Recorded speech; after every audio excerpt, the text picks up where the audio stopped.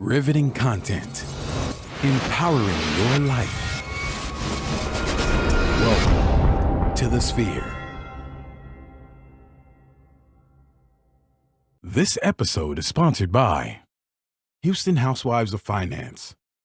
For more information on increasing your cash flow, becoming your own money manager, and to schedule your complimentary personal finance strategy, contact the Houston Housewives of Finance today at 1-844-700-4463. Looking to advertise? Join the Sphere's vast demographic reach of thousands of people all over the world. Send an email today to advertise@thesphere.tv or call us at area code 832-772-7789. Elite Dental Wellness. At Elite Dental Wellness, Dr. Ashandra Batiste understands that one of the biggest obstacles is dental fear. The vision at Elite Dental Wellness is to ensure every patient is treated with respect, ultimate care, patience, and love.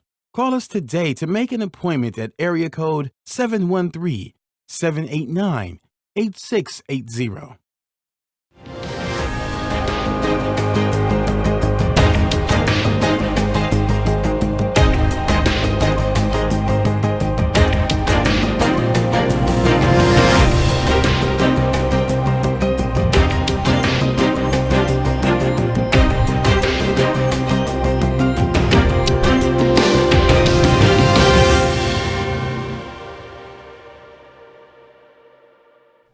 Welcome back to Injustice on the Sphere TV, where we discuss the laws of the land and how they affect you, the people. I'm your host, Brennan Dunn. You can reach me on Twitter at LegalMind. That's mine with a Y because there's always a question to be asked and answered. Joined, as always, with the ever-brilliant Alicia Ford. How are you, Alicia? I am doing well today, Brennan. Thank you for that introduction. Welcome back, everyone, to Injustice on the Sphere TV. My name is Alicia Ford, and I am your host.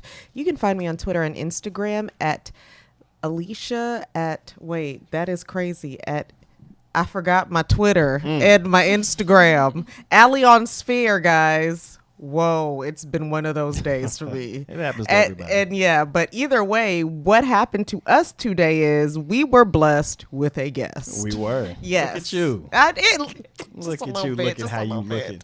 Yes, we have today Kyra Coffey here today with us. How are you, Kyra? I am great. I'm so glad to be here with you guys today. I'm excited. Thank you. For We're happy to have you here. You got on your Sunday Yeah, best, giving us all the good glory. She's looking like love in here. All We right. should have a great show. Yes. So, Kyra, I know you're a practitioner. I think you're a corporate practitioner, right? Yes.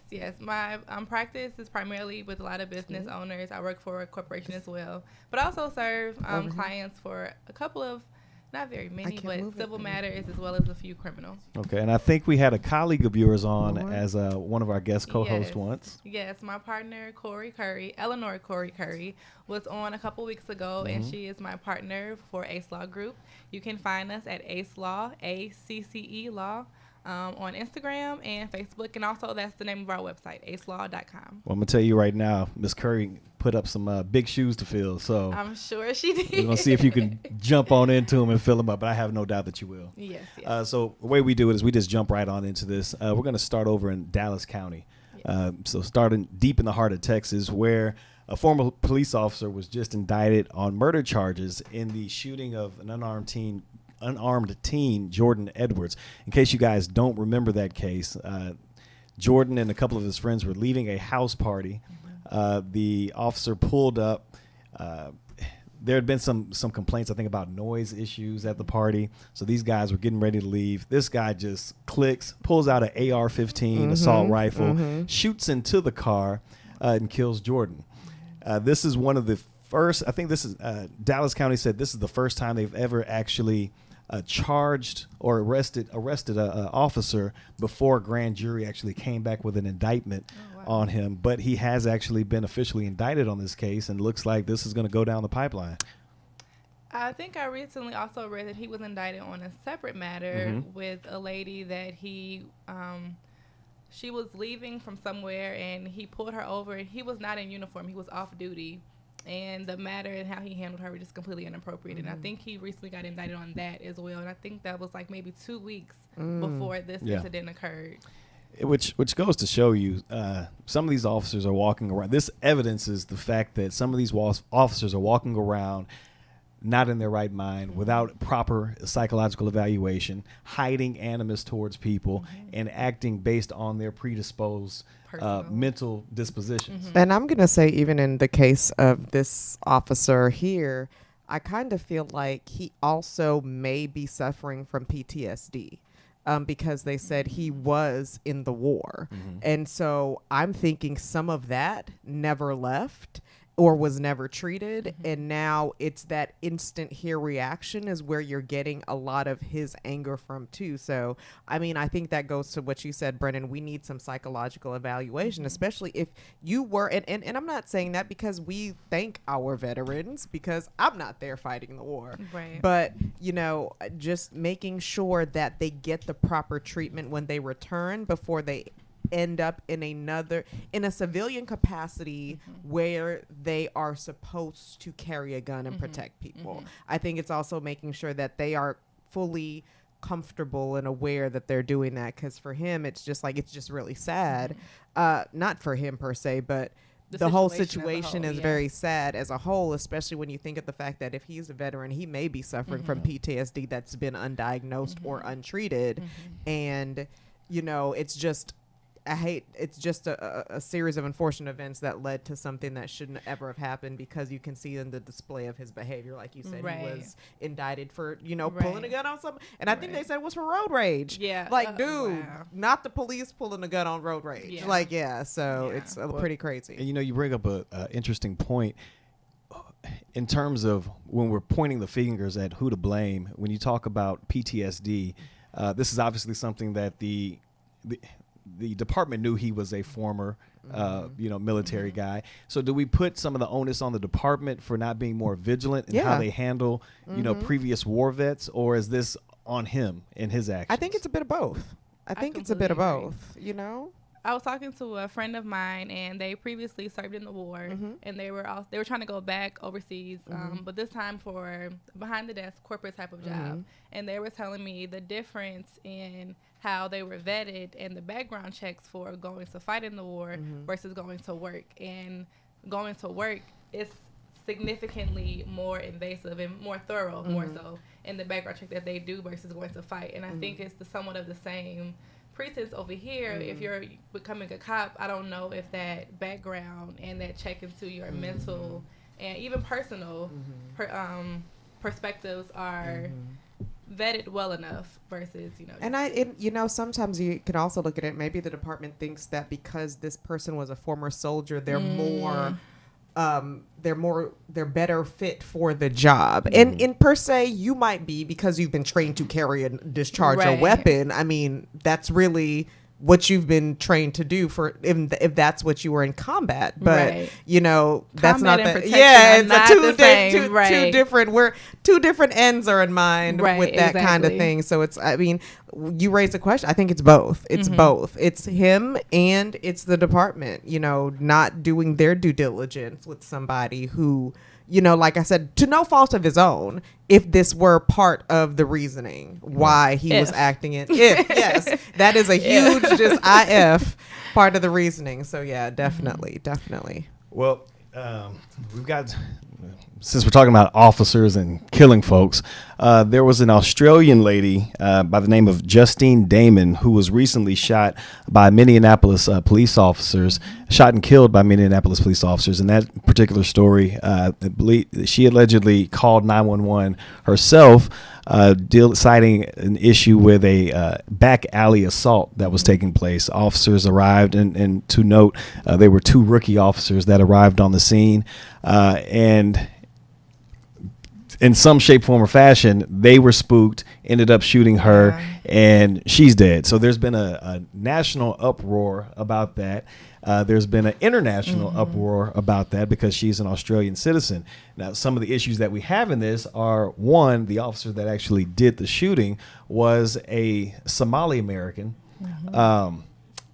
shooting this blonde-haired, blue-eyed Australian woman, Ooh, there was a and whole people nother are word I was Yeah. going with that. up in arms about this, and media has made a note and point to make sure that we all know that he is Somali American, Yeah. and not just an American, officer, or an American. You know, so it's interesting how the paradigm plays out in this particular scenario, because one, I'm interested to see, are all blue lives going to matter in this particular instance? We haven't heard one Right. person speak. I mean, well, they haven't done anything yet. So per se, Mm-hmm. I don't think they've, tried to arrest him. They haven't done anything. He's just not taking, making statements right now. I would like to see how this case plays out because we've already seen how it plays out in the media. She is a victim. You are presenting her in the best of light, whereas every time a person of color is shot in the media, we now victimize the police officer, and they now get most of the sympathies of the public in the media because they were just doing their job. Right. They're giving They're the not benefit of the sure. doubt. Yeah, exactly. Whereas now we have this woman who did not deserve to die No. for calling the police. Right. And it's just, what are people going to say now? I'd love to see if the NRA says something. I mean, I'd Well, love you to would see think if that they by now they would have already said something. I I don't mean- know if they're not going to say anything. Do we give them the A-OK if they come back a week or two now after they had a chance to ponder it? Because usually they're Right, quick on the draw, immediately, right. saying officers have a job to do. There's a duty. Da da da da da da da da.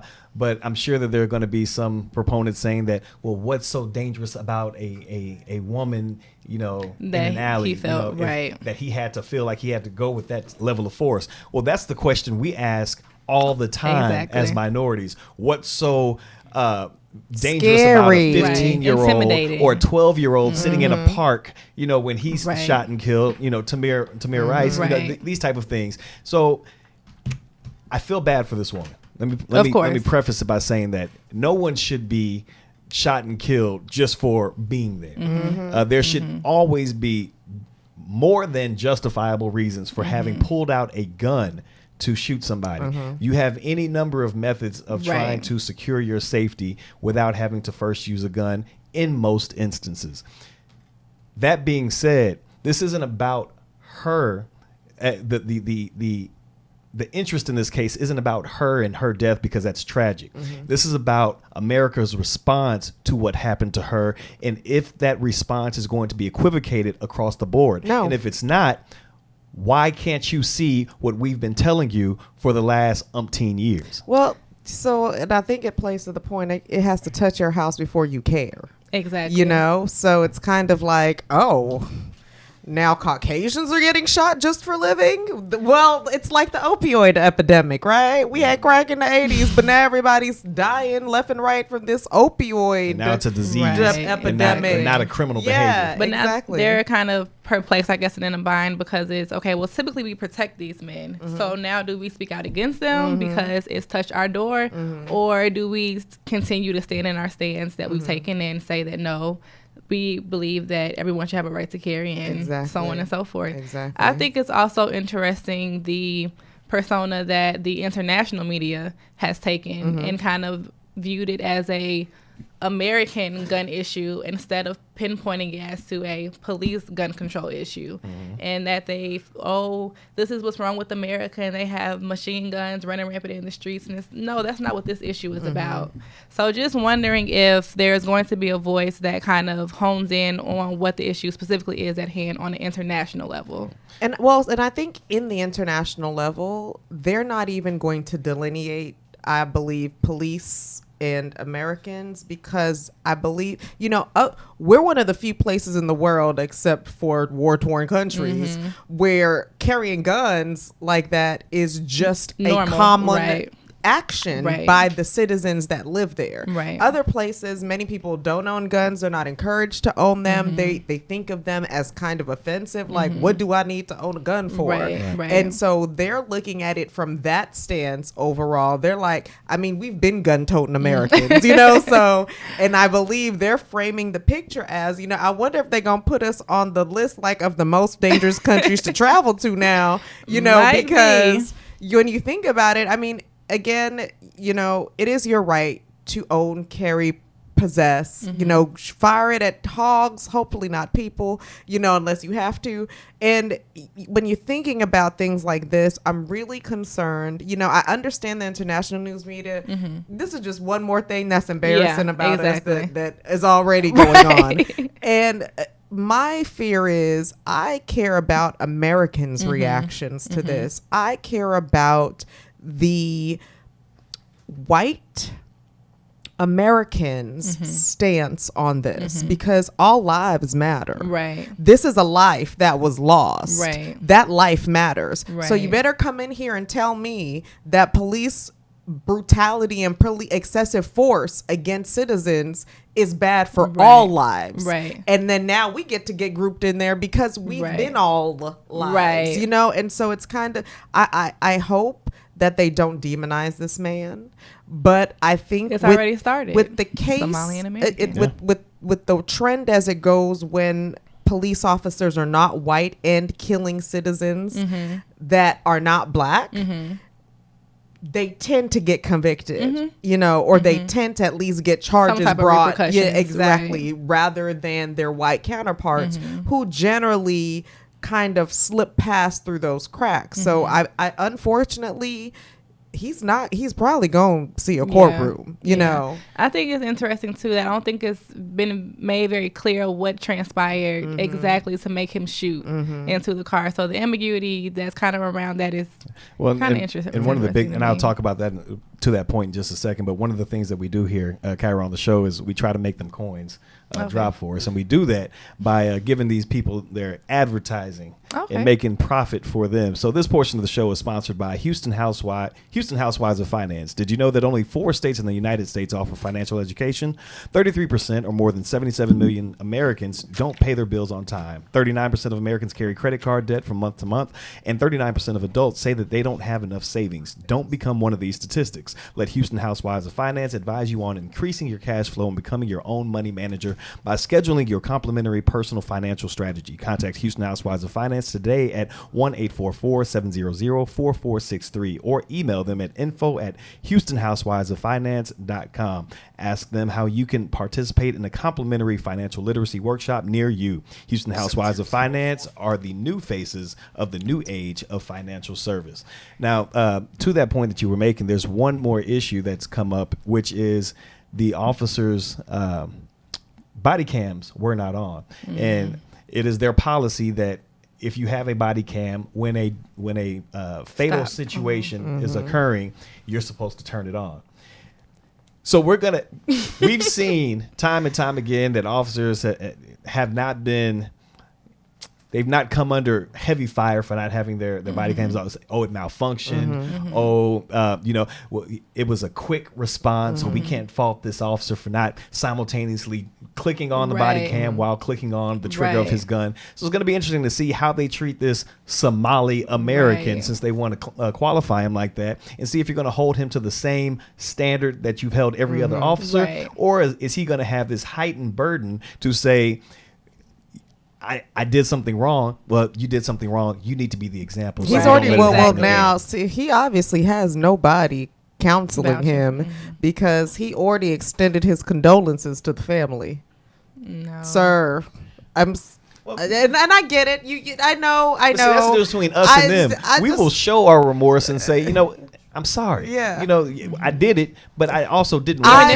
Even if the actions were right, I'm still sorry that the outcome. Yeah, and I get it, but then I'm just like, I don't know, because I feel like that's gonna be a help to nail the coffin for him, and so unfortunately, I mean, not that you shouldn't expect somebody to apologize, but I just feel like that'll be used to his detriment, and unfortunately, that's the way it goes in America, the great United States of A. Indeed. And as we move on to the next portion of the show, I want to go ahead and make sure that we ask our Facebook live people, we ask that you subscribe to our show on all the major platforms, including iTunes, SoundCloud, Google Play, Stitcher, Android, everywhere you want to be. Review our show on iTunes with constructive feedback and share the Facebook Live post that we bring to you with all of your friends and family. The more we grow, the more you know.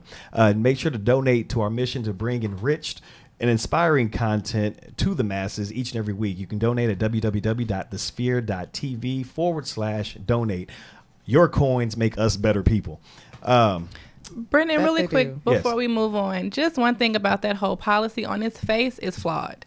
You're saying that in the midst of a fatal situation, they're supposed to turn on the camera. Who knows that it's going to turn into a fatal situation before it actually occurs? Wholeheartedly agree. So you're setting it up to be a failure from the beginning. Why not just have the cameras on immediately upon any stop? Well, they might say at that point, well, that's going to cost us too many dollars to keep them continuously running. Then we have to pay for servers to house that kind of content.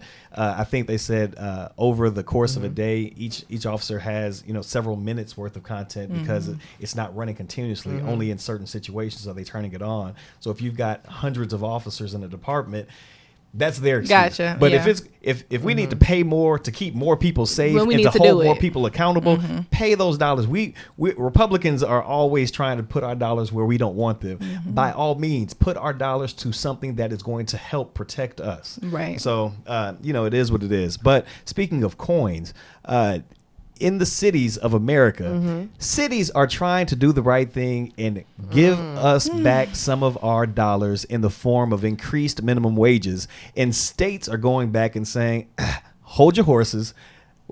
We haven't given you permission to do that. So what we're going to do is statutorily bring it back down. There have been multiple cities throughout America. Most recently, St. Louis raised their minimum wage from, I think, about $7+ to $10 an hour.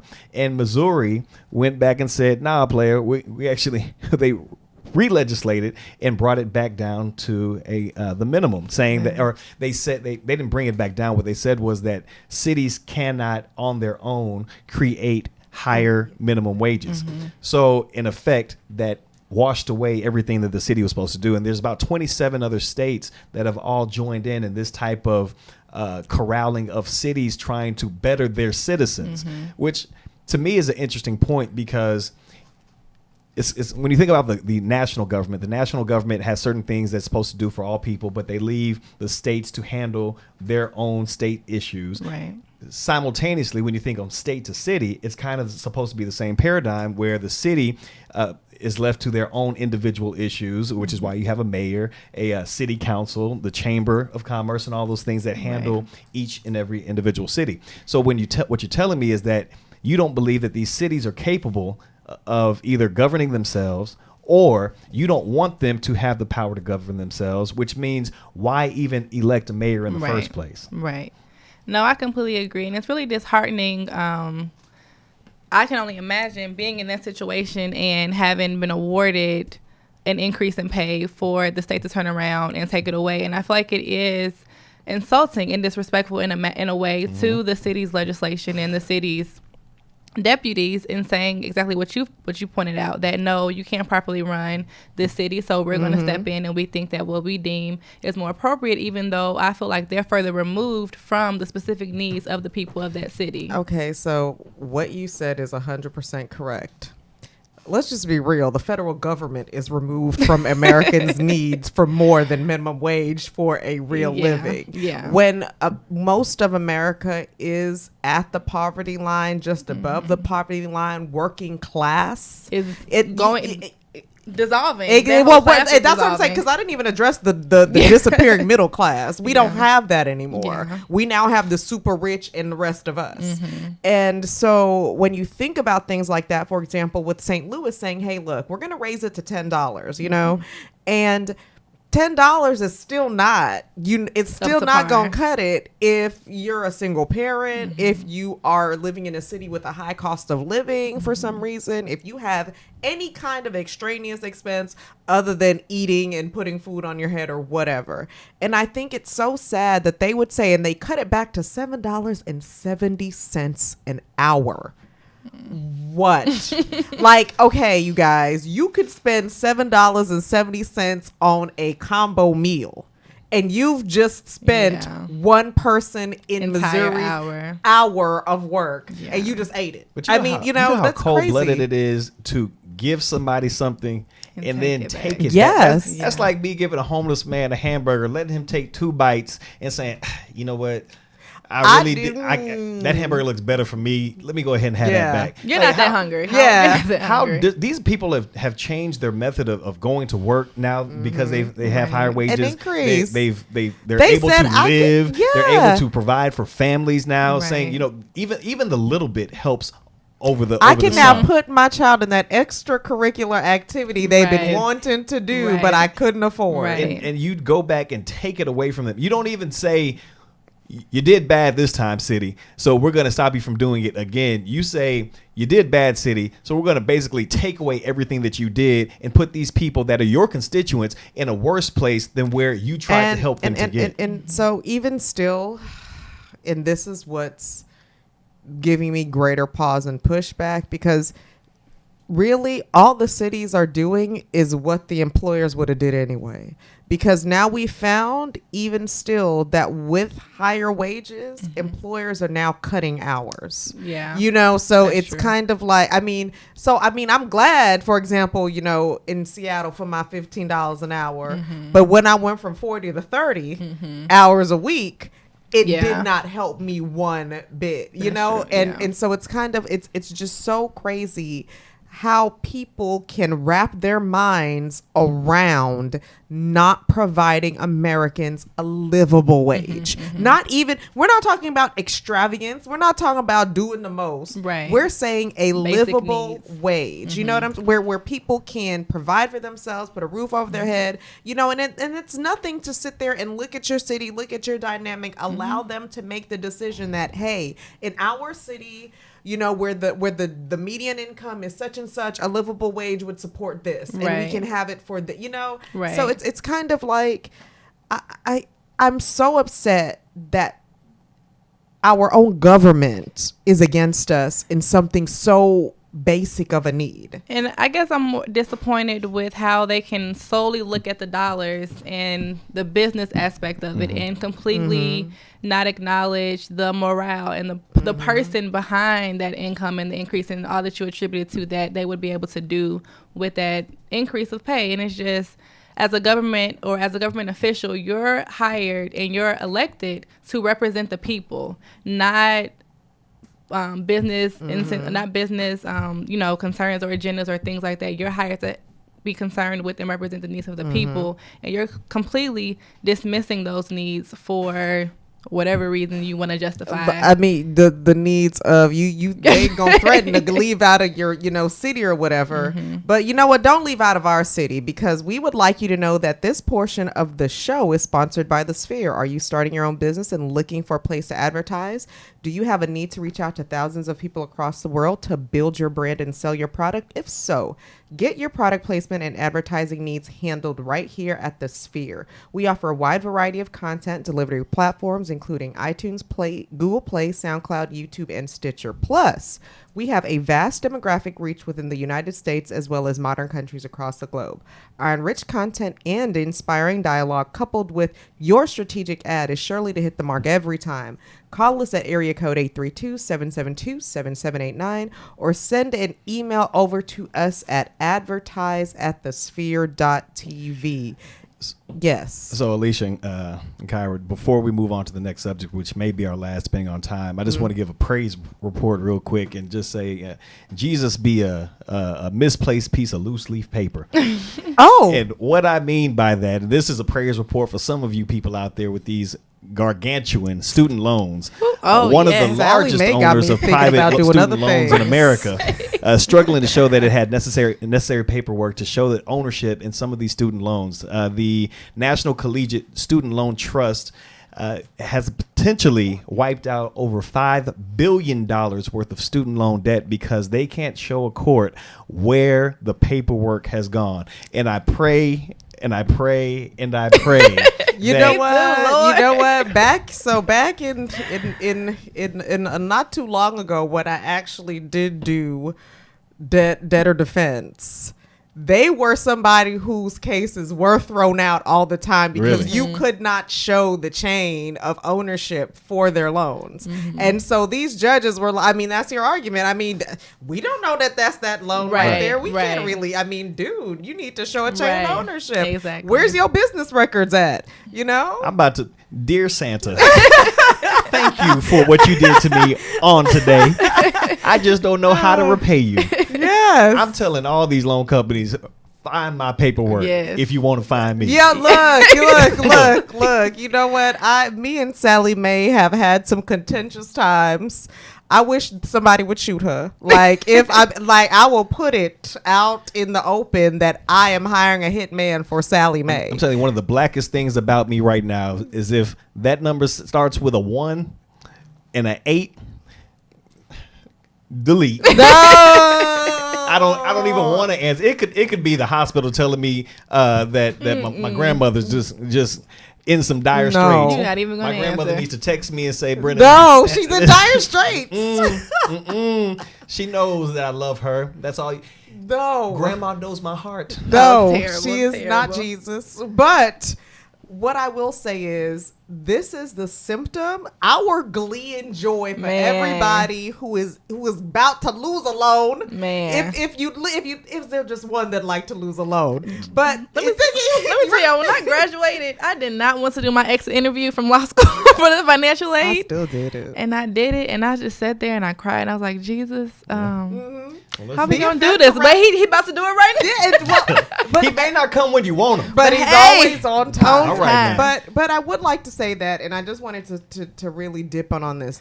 Our happiness is the symptom of a larger problem. Yes. Education has gotten too damn expensive for us to obtain, and higher education is going through the roof for people to walk out and be like, will I have a job? You know, and it's- to pay go that ahead, I'm back? sorry. I think that goes more to how we kind of touched on just for a minute earlier, that disappearing middle class.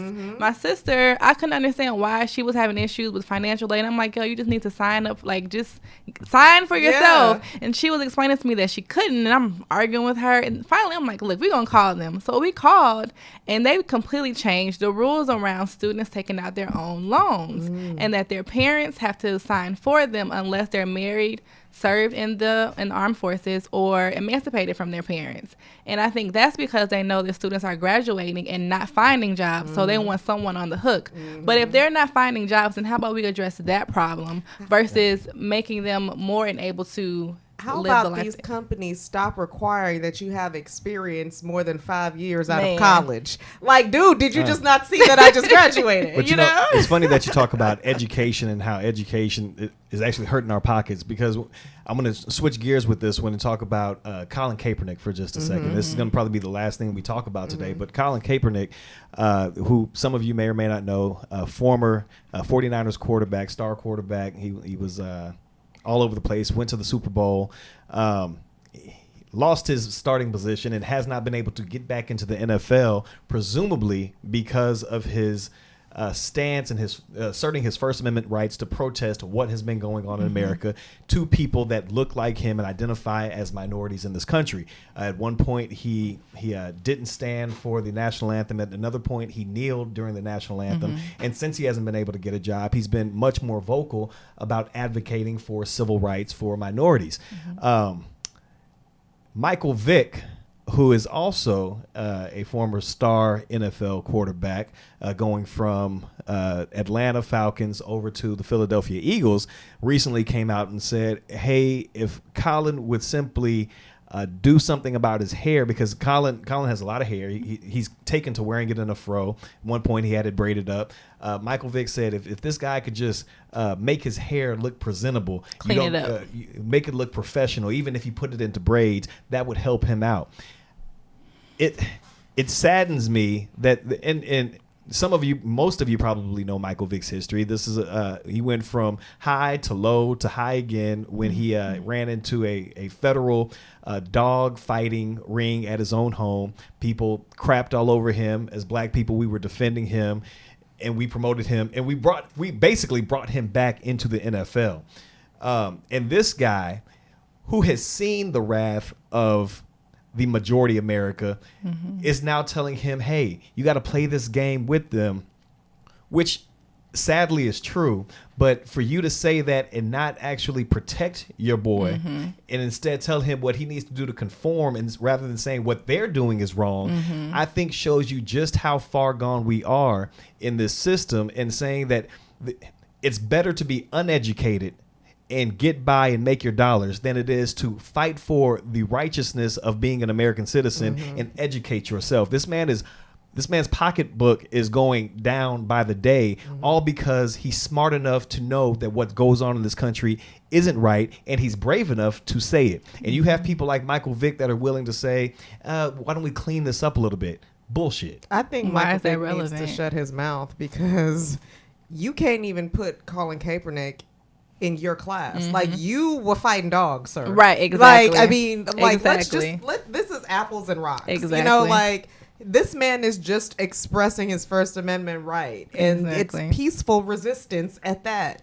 You were fighting dogs, sir. You went to jail for fighting dogs because What you were doing was illegal. Yeah, it's nothing that that Colin Kaepernick is doing is illegal. It is Right. his right, which is guaranteed to him under the Constitution. Sir, be quiet. You know. I think it's utterly ridiculous and even insulting to Blacks and African Americans that's even a point of discussion, that his talent is not the foremost part of anything discussed as to why he doesn't have a job or why he's not signed with the team. And you're going to discuss his hair. I remember one time I was working for Abercrombie and Fitch, and we all know that they've been in the news several times for racial things here and there. And I came to work one day with braids.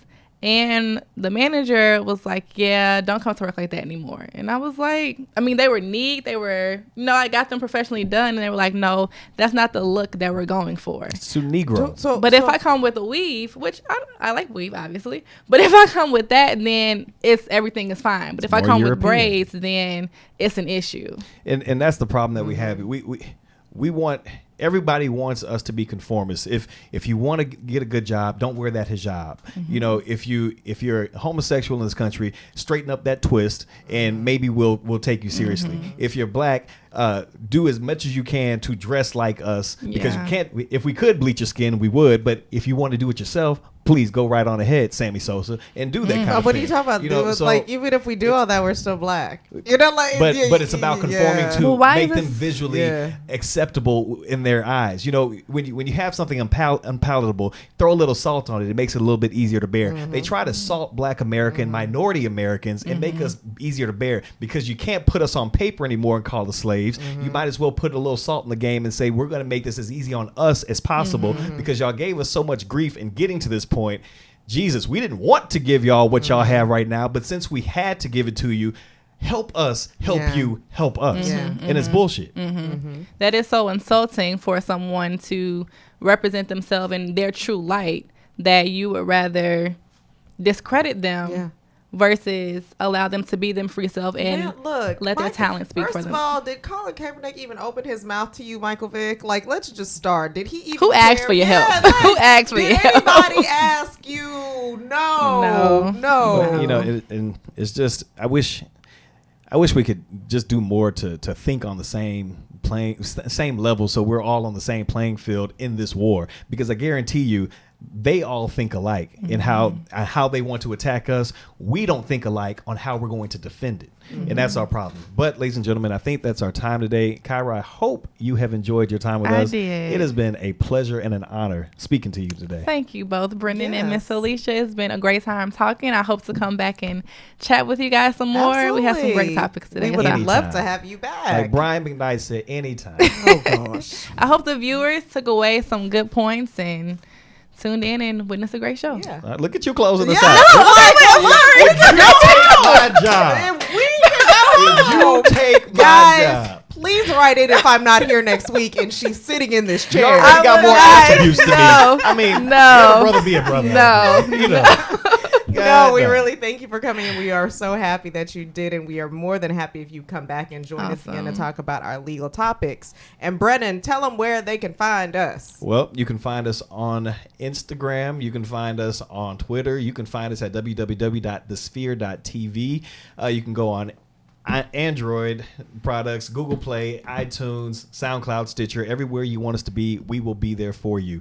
I'm your host, Brennan Dunn. You can reach me on Twitter at Legal Mind. That's mine with a Y, because there's always a question to be asked and answered. Alicia? You can find me on Twitter and Instagram at AllieOnSphere. And Kyra, where they can find you? On Instagram and Facebook at Ace Law. ASLaw.com for the website. Perfect. All right. It's been a pleasure, ladies and gentlemen. We'll see you next week. See you next time. Take care.